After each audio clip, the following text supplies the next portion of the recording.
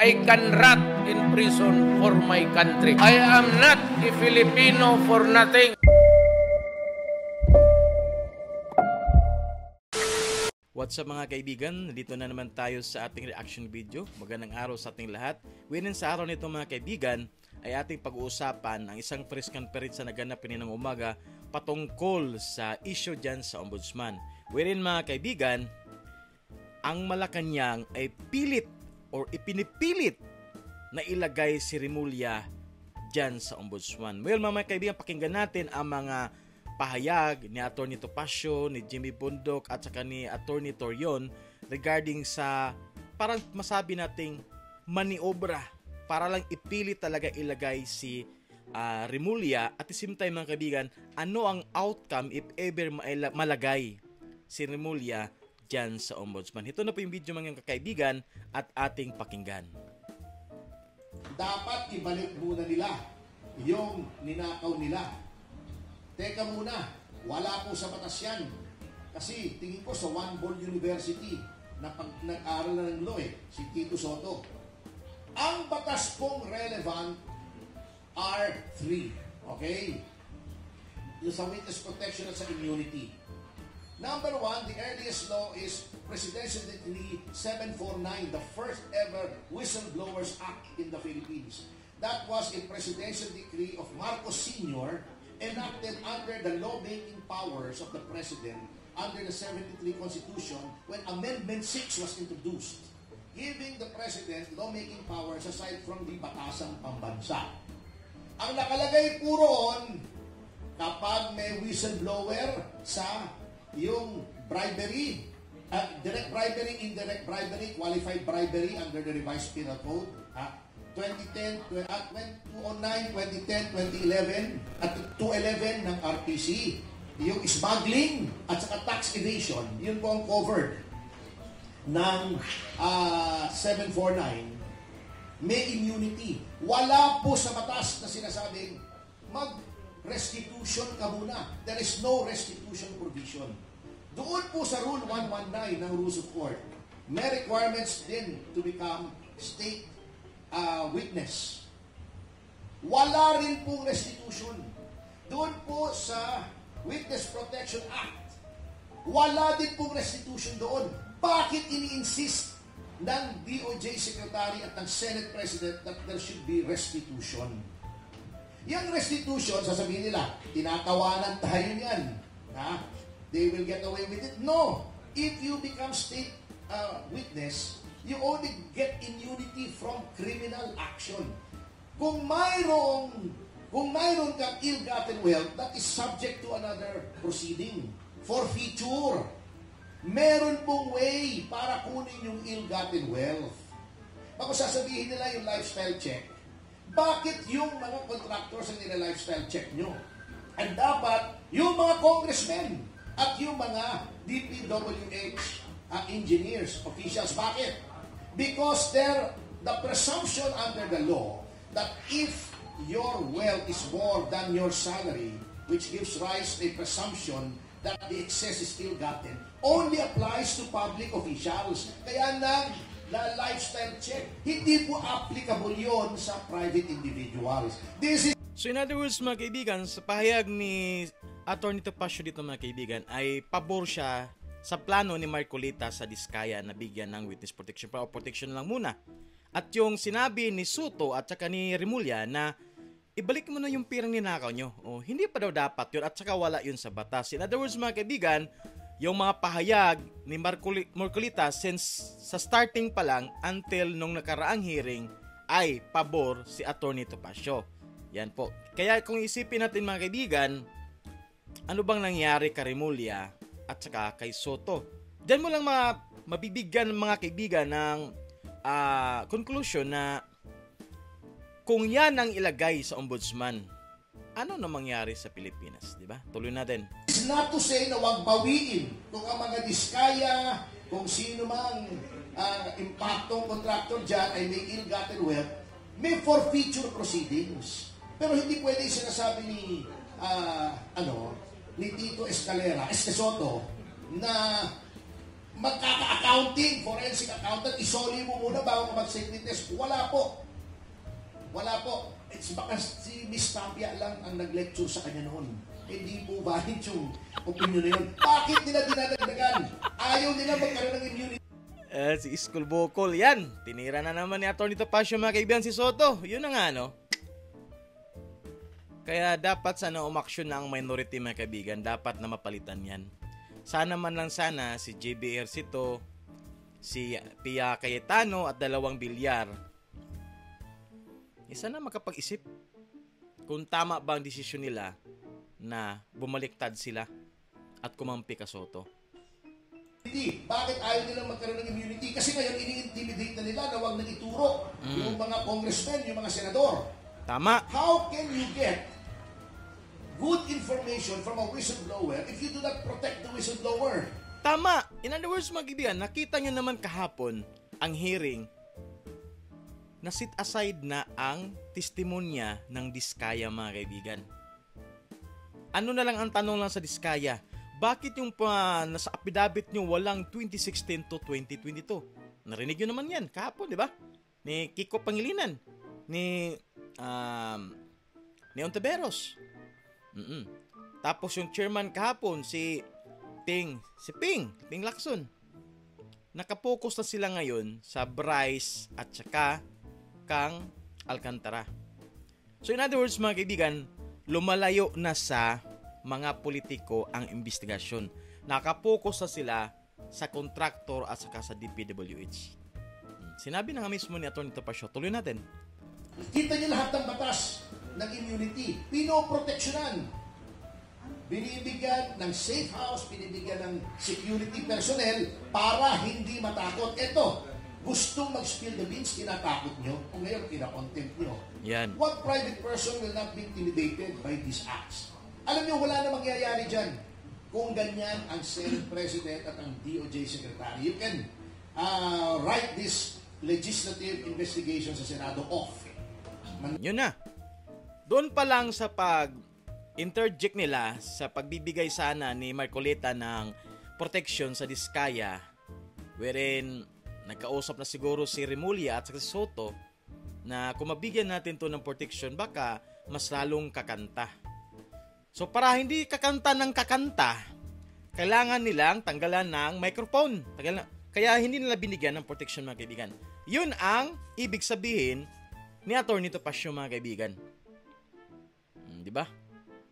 So diyan natin makikita mga kaibigan. I'm hoping by next week sana, kung nakinig ang ating mga minority, siyam naman kayo dyan, come on. Kung ganyan ang Senate President natin na masyadong nakikialam, merong kinikilingan ay ano mangyari sa hearing. So, yun na nga, ang inaabangan ng taong bayan, merong politiko na makulong. Ano na nangyari ngayon? Kahapon nga, kitang-kita, tinanong si Diskaya, di ba? Tinanong siya, pero nagbigay ka. Oh, di ba? Tinanong siya ni Risa Ontiveros kahapon. Pero nagbigay ka. Pero walang follow-up sa tanong ni Risa Ontiveros kahapon. Yun ang hinintay ko kahapon. Nasabihin niya, sino ba yung taong binigyan mo? Wala siyang question na ganun mga kaibigan. Yun ang nakakapagtaka. Di ba kung ikaw nag-imbestiga, pag sabi niya, may nanghihingi kasi ganyan-ganyan, ito 20%, 20%. So, ang tanong lang ni Risa kahapon, yes, nagbibigay ka. Yes or no lang yan, di ba? Pero walang follow-up. Sino ba ang binibigyan mo? Yun ang questionable kahapon. Sa line of questioning ni Risa Ontiveros kahapon. Maniwala kayo. I have been a veteran of so many legislative inquiries na wala nangyari kasi ayaw bigyan ng immunity. Ang may mangyayari lang dyan ay kung bibigyan mo ng immunity, otherwise magkakaroon lang ng fall guy dyan. Parang yung Bangladesh bank scam. Ang ginawa nilang fall guy, yung manager ng bangko, yung mga high-ranking bank executives, andyan pa. Nakatira pa sa Forbes Park, still enjoying. Yun, no? Pinagbulta na ng 1 billion ang RCBC for all these lapses. Na, that's although it may be a big amount, that's peanuts to a banking institution like RCBC. Lahat yan, yung mga high-ranking officials, nandyan, still making millions, if not billions a year. No, di ba? Ang yung manager. Yung fertilizer. So in short dyan, ang madiinan lang dyan, yan silang Bryce, silang Alcantara, silang Diskaya. Ganun ang mangyari dyan. So wala na naman politiko. Absulto naman ang mga politiko, mga kaibigan. So yun ang natin pwedeng masabi dyan. Bakit pilit nilang hinahadlangan na mabigyan ng proteksyon ang Diskaya? Remember mga kaibigan, si Diskaya lang ang maraming kinantang politiko. Bakit nakarely ang investigasyon ngayon sa Blue Ribbon Committee hindi na sa politiko? May nagtanong ba kahapon? May nagtanong ba kahapon na Diskaya sa mga isinuwalat mo mga politiko? Diba? Wala ni isa. So ano mangyari dyan? Kaya mga kaibigan, balita-balita na ngayon nga, ang dami na nagbibigay ng pronouncement, mga retired general, iba't ibang association, organization, nagbibigay na ng pahayag ng kadismaya at yun na nga, sa korupsyon ng bansa, pumapalag na talaga sila. Kaya lang sa lahat doon, ang nag-voice out ng politiko. Pero saan sila nakapokus? Kang Bryce, Alcantara, ka GB, Kasali Santos. Si Diskaya kahapon, para lang siyang iniinsulto-insulto at dahil nagsinungaling siya, contempt diretso. Wala talaga kang narinig doon. Wala man lang nagtanong na regarding sa affidavit na ito na ganyan, politiko, ganyan, bla bla bla. Sino ang politiko ito? Mayroon ka bang may pakita na ebidensya na mayroon ka talaga binigay? Katulad sa ledger niya, nasaan na yun?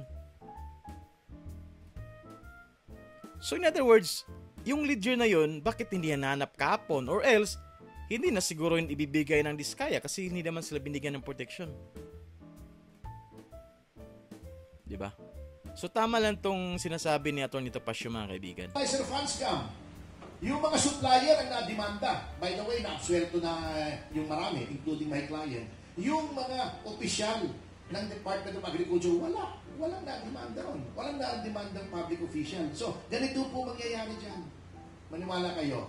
Therefore, dapat po bigyan ng immunity yung lahat ng magbo-blow ng whistle. Yang si Bryce, di ba? Dapat yan binibigyan ng immunity. Anong ginagawa? Lalong tinatakot, ini-intimidate. Paano magsasalita ngayon? Takot yan. Wala na po yan. Write it off. And pag si Remulla ay binraso pa nilang maging ombudsman, you can really say with definiteness na yung sinasabi lang hindi umaandar ang justice system dito sa Pilipinas, baka magkatotoo na po talaga with that kind of ombudsman. So yun lang po ang aming sinasabi dito. So yun na nga po guys. 'Di ba? Ano mangyari diyan sa hearing na yan? Tsaka isa pa, yung investigasyon nakapokus lang sa BGC, Bulacan Group of Contractors. Ibang Pilipinas kaya may issue niyan. Flood control na yan, di ba? So, doon na nakapokus ang investigasyon ni Lacson. At the same time, parang ang hearing na yun, parang wala silang plano na alamin kung sino ang mga politiko na involved. Kaya tama lang yung mga birada ni Atty. Topacio, Kang Soto at saka Remulla. Ayan po. So kayo na ang humusga, mga kaibigan. Dapat pa bang talagang manatili si Soto diyan sa kanyang posisyon? Masyadong nakikialam. Tsaka pag may kinikilingan kasi, mga kaibigan, yun ang problema.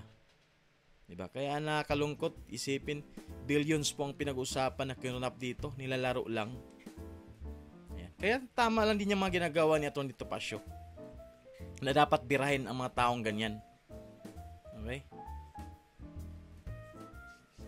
Kayo na pong bahalang umusga sa hearing na yan kung meron ba talagang politiko na mapanagot or nakapokus na lang sa mga mababa. Kaya may pool guy nang tinatawag ba? So yung mga busing talaga, absuelto na. O, diba? Saka isa pa guys, Before pa sinabi na ni Bibi Sara, ang mahawak ng ating budget ay ang dalawa lang. Si Saldico at saka si Romualdez. At si Saldico at Romualdez ay na-mention ni Diskaya. Sila ang parang big boss, parang ganun ba? Nailathala na ang mga gamit nila, private jet, mamahaling mga gamit, the lavish life. Meron ba nagtanong sa Diskaya?